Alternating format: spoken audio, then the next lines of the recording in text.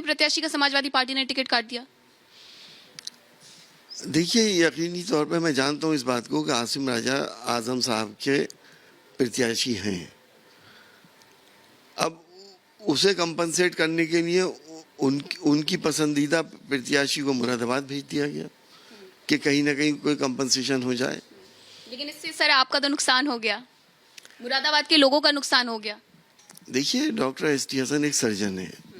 सियासत से पहले लोग मेरी बहुत इज्जत करते थे और करते हैं। मेरे पर कोई फ़र्क नहीं पड़ता। मैं एमपी रह के मुझे उतनी इज्जत इसलिए नहीं मिली कि पॉलिटिक्स में 2-3% लोग मुखालफत करते हैं, लेकिन एज ए डॉक्टर और एज ए सर्जन कोई ऐसा इंसान नहीं है जो मेरे यहाँ मुखालफत करता हो। तो मुझे इस बात का फ़र्क नहीं पड़ता, लेकिन हाँ, मुझे खुद अपनी बेइज्जती महसूस हो रही है।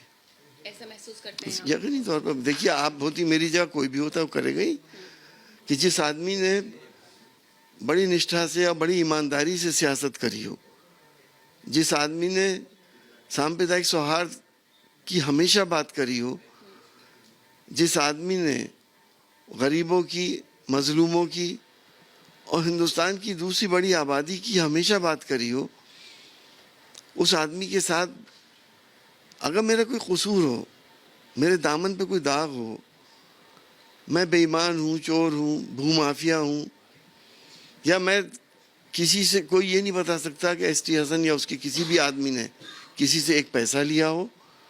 मेरे यहाँ तो बोर्ड लगा हुआ है कि अगर कोई मेरा आदमी मांगे भी तो खामोशी से मुझे बता दे। तो मेरा कसूर क्या था?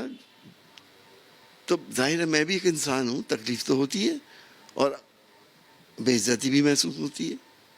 सर आपकी तकलीफ आपकी आंखों के जरिए बाहर आ रही है। ना इतनी नहीं है। मैंने आपको बताया ना, वो तो मुझे थोड़ा जुकाम हो रहा है, गला खराब है। सर अब ये समझा जाए कि समाजवादी पार्टी ने जो तय किया, मतलब मुरादाबाद की सीट हो, रामपुर की सीट हो या फिर मेरठ की सीट हो, क्या खुद हारने वाली रणनीति तैयार की है? इस पर कुछ कमेंट करेंगे? अब ये तो आप मेरे बड़े नेताओं से पूछिए, इसमें मैं क्या कह सकता हूँ। होमवर्क के बगैर तेरी मेरी सिफारिशों के पे अगर टिकट बांटे जाएंगे तो उसका परिणाम अच्छे थोड़ी होंगे।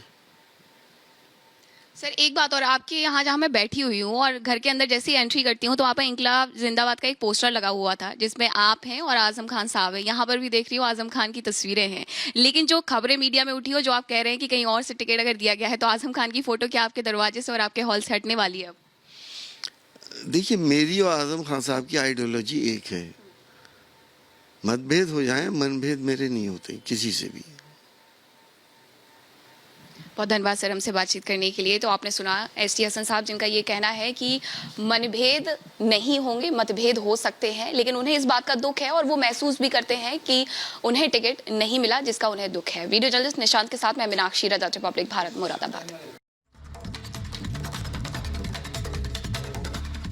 तो मुरादाबाद से एस.टी. हसन का टिकट कटा तो कह रहे हैं कि मेरी बेइज्जती हुई है, और यही स्थिति जो है वो मेरठ में भी नजर आ रही है, जहां पर अपने उम्मीदवार का टिकट समाजवादी पार्टी ने काट दिया है। लेकिन सबसे बड़ा सवाल यह है कि जो उम्मीदवार लंबे वक्त से तैयारी कर रहे थे, आखिर क्यों अंतिम वक्त में उन्हें रेड कार्ड जो है वो दिखाया जा रहा है समाजवादी पार्टी की तरफ से, और अखिलेश क्यों तय नहीं कर पा रहे अपने उम्मीदवार? रिपोर्ट में आपको दिखा रहे हैं।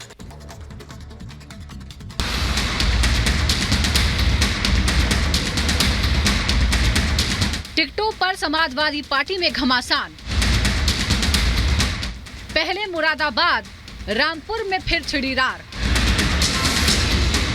अब मेरठ में भी बदलना पड़ा उम्मीदवार। मुझे खुद अपनी बेइज्जती महसूस हो रही है। अखिलेश यादव की समाजवादी पार्टी में टिकटों को लेकर शुरू हुआ कंफ्यूजन अभी जारी है। अखिलेश यादव ने अब मेरठ लोकसभा सीट से घोषित प्रत्याशी भानु प्रताप का टिकट काट दिया है। एसपी ने कुछ दिन पहले ही भानु प्रताप को मेरठ से उम्मीदवार बनाया था, लेकिन उनके नाम के ऐलान के साथ ही उनका टिकट कटने की अटकलें भी शुरू हो गई थी। ऐसा कहा जा रहा है कि भानु को टिकट देने से मेरठ के स्थानीय सपा नेता नाराज थे, इसलिए उन्होंने चुनाव अभियान से दूरी बना ली थी। दूसरी तरफ प्रत्याशी घोषित होने के बाद भानु प्रताप से जुड़े पुराने विवाद और वीडियोस भी सामने आने लगे, जिसके बाद आखिरकार अखिलेश यादव ने भानु प्रताप को बेटिकट कर दिया। तमाम जो लगातार उम्मीदवारों को बदलने का सिलसिला था, इस सिलसिले में मेरठ से अब उम्मीदवार बदला गया है। क्यों बदला गया है? स्ट्रेटेजिकल फैसला है। जैसे ही अरुण गोविल को उतारा है बीजेपी ने, सामने जो उम्मीदवार है भानु प्रताप, उनकी टिप्पणियां मंदिर को लेकर जिस तरीके की थी, बैकफुट पर समाजवादी पार्टी थी, और जो आखिरी चेंज अब दिखाई दे रहा है मेरठ में दिखाई दे रहा है, और ये फर्स्ट फेज की बात है। अभी कई फेज में परिवर्तन और होता हुआ दिखाई देगा। दरअसल भानु प्रताप की छवि ही विवादित रही है। सोशल मीडिया पर उनके बेसिर पैर वाले बयान अक्सर सुर्खियों में रहते हैं। आपको बता दें कि मेरठ को लेकर आखिर अखिलेश यादव को अपना फैसला क्यों बदलना पड़ा। दरअसल मेरठ से एसपी उम्मीदवार बीजेपी प्रत्याशी अरुण गोविल के मुकाबले कमजोर थे। मेरठ में भानु प्रताप का कोई जनाधार नहीं है। टिकट मिलने से एसपी के स्थानीय नेता नाराज हो गए थे। भानु प्रताप को लेकर एसपी के अंदर भी विवाद था। दूसरी ओर विवादित बयानों की वजह से चर्चा में रहते थे भानु। सनातन के खिलाफ भी बयानबाजी करते रहे हैं, जिसका खामियाजा भानु प्रताप को भुगतना पड़ा। दूसरी ओर बीजेपी ने समाजवादी पार्टी में टिकट को लेकर मचे घमासान पर चुटकी ली है। और जब व्यक्ति कमजोर होता है ना, तो ऐसे ही इल्यूजन में, ऐसे ही भ्रम में गिर जाता है। आज समाजवादी पार्टी तय नहीं कर पा रही है क्या रणनीति ले, किसके साथ गठबंधन करे, प्रत्याशी किसको बनाए, मुद्दे क्या रखे। सच यह है कि पराजय सुनिश्चित दिख रही है, इसलिए रोज परिवर्तन करने की कोशिश करते हैं। अब तो सपा आपस में सिर्फ फुटबॉल कर रही है, आपस में पहले लड़ रहे, फिर भाजपा से लड़ेंगे। आपको बता दें कि पिछले 2 दिनों में लोकसभा उम्मीदवारों को लेकर एसपी की खूब फजीहत हुई है। रामपुर और मुरादाबाद की टिकटों की लड़ाई तो सरेआम हो गई। इन दोनों सीटों पर 2019 में एसपी प्रत्याशी ने जीत हासिल की थी, लेकिन यहाँ उम्मीदवारों के नाम पर आखिरी मिनटों तक सस्पेंस बना रहा। मुरादाबाद में पहले एसटी हसन को टिकट दिया गया। एसटी हसन ने मुरादाबाद से पर्चा भी भर दिया, लेकिन नामांकन के आखिरी दिन एसपी ने प्रत्याशी बदल दिया। आनन फानन में रुचि वीरा को सपा ने प्रत्याशी घोषित कर दिया। आखिरी घंटों में रुचि वीरा ने नामांकन कर दिया। दूसरी तरफ रामपुर में आखिरी दिन तक प्रत्याशी के नाम का खुलासा नहीं हो पाया। आखिरकार मोहिबुल्लाह नदवी को सपा ने अपना उम्मीदवार बनाया। हालांकि आजम खान के करीबी आसिफ राजा ने भी पर्चा भर दिया। नदवी और आसिफ दोनों ने खुद को सपा का प्रत्याशी बताया है। वहीं एसपी ने आधिकारिक रूप से इस मामले पर अभी तक कोई बयान जारी नहीं किया है। अब नामांकन पत्रों की जाँच में ही असली प्रत्याशी पर मुहर लगेगी।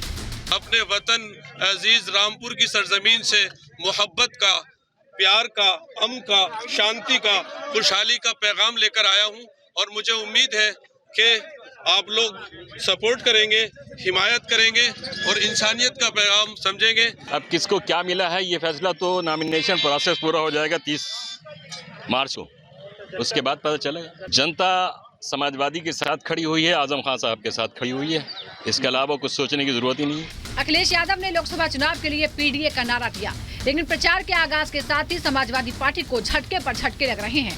पहले आरएलडी गठबंधन से अलग हो गई, फिर कई नेताओं ने पार्टी से किनारा कर लिया, और अब प्रत्याशियों के नाम पर हो रहे कंफ्यूजन से कार्यकर्ता हैरान है। तो इस पूरे विवाद से अखिलेश यादव की चुनावी रणनीति पर भी सवाल उठने शुरू हो गए हैं, जिसका असर चुनाव के परिणामों पर भी पड़ सकता है। Bureau report, Republic Bharat.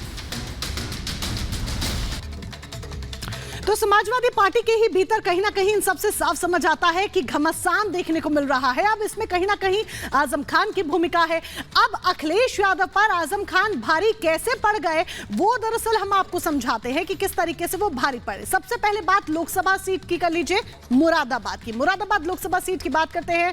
Akhilesh Yadav की पसंद पर वीटो आजम खान ने लगाया, और आजम खान के दबाव में एसटी हसन का टिकट कट गया। अखिलेश यादव चाहते थे एसटी हसन लड़े, लेकिन टिकट कट गया, और आजम की सिफारिश पर ही रुचि वीरा को टिकट दिया गया। नामांकन के बाद भी लड़ाई से बाहर हो गए एसटी हसन, और यही एक बड़ी वजह है कि उनका दुख जो है, नाराजगी जो है, खुलकर अब सामने आ रही है। खुद अखिलेश से चुनाव लड़ने को कहा। रामपुर लोकसभा सीट की हम बात करें, आजम खान चाहते थे अखिलेश यादव यहां से चुनाव लड़े। उन्होंने कहा भी कि आप चुनाव लड़िए, लेकिन अखिलेश ने इनकार कर दिए। अपने तेवर फिर आजम खान दिखाते हैं, और रामपुर में चुनाव बहिष्कार का ऐलान आजम खान की तरफ से हो जाता है। मोहिबुल्लाह नदवी को समाजवादी पार्टी टिकट देती है, बदले में आजम के करीबी का भी नामांकन हम देखते हैं कि होता है, और ये नाम निकलकर सामने आता है आसिम राजा का, जिन्होंने रामपुर से अपना पर्चा भरा है। तो कुछ इस तरीके से आजम खान की भूमिका देखने को मिली, और आजम खान की जो भूमिका देखने को मिली उसकी वजह से कहीं ना कहीं जो समाजवादी पार्टी है उसके भीतर ही घमासान लगातार देखने को मिल रहा है। वक्त यहाँ पर इसी के साथ एक बहुत छोटे से ब्रेक का हो चला है। ब्रेक के उस पार देखिए पप्पू यादव ने आखिर क्या दिया हिंट। अगर कांग्रेस ने उनको पूर्णिया सीट से नहीं उतारा तो वो निर्दलीय उपचुनाव में क्या उतर जाएंगे। बने रहिए रिपब्लिक भारत के साथ।